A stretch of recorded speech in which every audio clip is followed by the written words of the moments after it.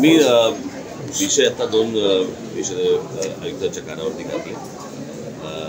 एक विषय म्हणजे मुंबई शहराच्या जमिनी खालून जाणाऱ्या ज्या केबल्स आहेत, मग त्या रिलायन्सच्या असतील, अदानीच्या असतील किंवा इतर ज्या काही आहेत, आज मुंबई महानगरपालिकेची एकूणच आर्थिक परिस्थिती काही चांगली नाही आणि अशा परिस्थितीमध्ये त्यांच्याकडनं येणारे जे पैसे आहेत ते महानगरपालिका का घेत नाही आहे. आणि त्यांनी आता सांगितलं की तो राज्य सरकारने निर्णय केलेला आहे, परंतु मला असं वाटतं की आता आयुक्तांकडनं राज्य सरकारला ते त्या प्रकारचं पत्र जाईल आणि महानगरपालिकेला मिळणारे जे पैसे आहेत ते घालवू नयेत महानगरपालिकेने, अशी आमची इच्छा आहे. कारण एकतर GST नंतर ऑप्शा बंद झाला आणि ऑप्शा बंद झाल्यामुळे महानगरपालिकेवरती खूप ताण आहे. तर तो एक विषय होता. मला असं वाटतं संदीप देशपांडे तुम्हाला डिटेलमध्ये सांगतील. आणि दुसरा विषय होता तो म्हणजे महानगरपालिकांचे हॉस्पिटल्स. या हॉस्पिटलवरती मुंबई महाराष्ट्रातनं येणाऱ्या पेशंट्सचा विषय नाही आहे, परंतु परराज्यांमधनं येणाऱ्या पेशंट्सचा जो विषय आहे तो इतका लोड ह्या सगळ्या महानगरपालिकांच्या हॉस्पिटलवरती येतो आणि त्याच्यानंतर सगळे परिस्थिती बिघडते. बरं, या सगळ्या गोष्टींचं ओझं व्हायला लागते मुंबई महानगरपालिकेला. म्हणजे इतर राज्यांमधनं येणाऱ्या पेशंट्सना, ते काय पेशंट नको किंवा हवेत हा विषय नाही आहे, परंतु इतर राज्यांमधले येणारे जे पेशंट्स आहेत त्या महानगरपालिका तिकडची लोक ती काही मुंबई महानगरपालिकेला काही पैसे देऊ करते का, की नुसतेच फक्त आपण पेशंट बघायचे आणि आपल्या शहरावरचा किंवा हॉस्पिटलवरचा लोड वाढवायचा आहे.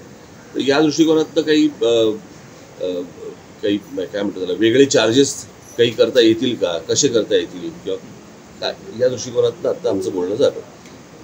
दुसरीकडे तुम्ही म्हटलं की महापालिकेची आर्थिक स्थिती नाजूक स्थितीत आहे किंवा पैसे खर्च होत आहेत. दुसरीकडे यांनी राज्य सरकारचं जवळपास 5-6 हजार येणं महानगरपालिकेचं बाकी आहे आणि महसूल 5-6 हजार कोटी येणं बाकी आहे आणि महसूलवाढीच्या दृष्टीनं मुंबईतील कचरा असेल या गोष्टींवरती सुद्धा महापालिका कर लावणार आहे.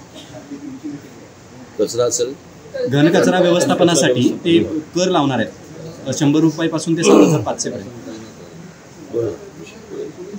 आमचं तेच म्हणणं आहे या सगळ्यामध्ये की जर तुम्ही कचरा संकलन झोपडपट्ट्या आहेत जिथे अनधिकृत जी कमर्शियल जागा पण आहे तिथे पण तुम्ही कर लावताय, तर मग महानगरपालिकेच्या जमिनीखालनं जाणाऱ्या ज्या 42 युटिलिटी आहेत त्या युटिलिटीपैकी किती लोकांकडनं आपण कर वसूल करतो.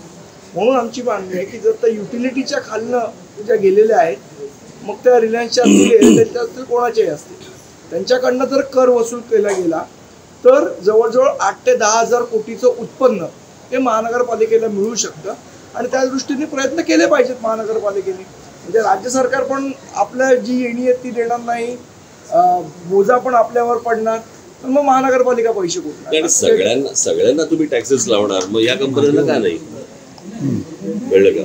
बरं, ह्या काही धर्मादाय संस्था नाही आहेत, या प्रॉफिट घेतातच आहेत त्यांचा, ते पैसे कमवतातच आहेत, मग महानगरपालिकेने पैसे का नाही घ्यायचे यांच्याकडनं, एवढा फक्त विषय आहे. तर मला असं वाटतं आयुक्त त्याच्यावरती काम करतील आणि पुढे कारण हा राज्य सरकारने घेतलेला निर्णय असल्यामुळे माझी त्यांची नोट गेल्यानंतर माझी मुख्यमंत्र्यांची याच्यावर बाबतीत चर्चा होईल, पुढे काय होईल माहिती नाही.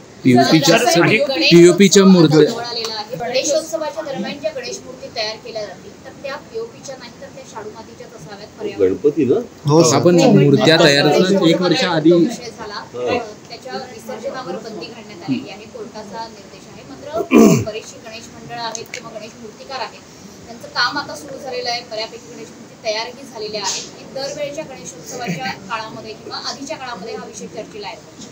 तर पीओपीच्या गणेश मूर्ती असाव्यात की नसाव्यात यावर नाही, मला एवढंच फक्त म्हणायचं नाही की या सगळ्या याच्यामध्ये मूर्तिकारांनी पण आता विचार केला पाहिजे की दरवेळेला जर समजा हीच गोष्ट येणार असेल तर त्यांनी गोष्टी बदलल्या पाहिजे.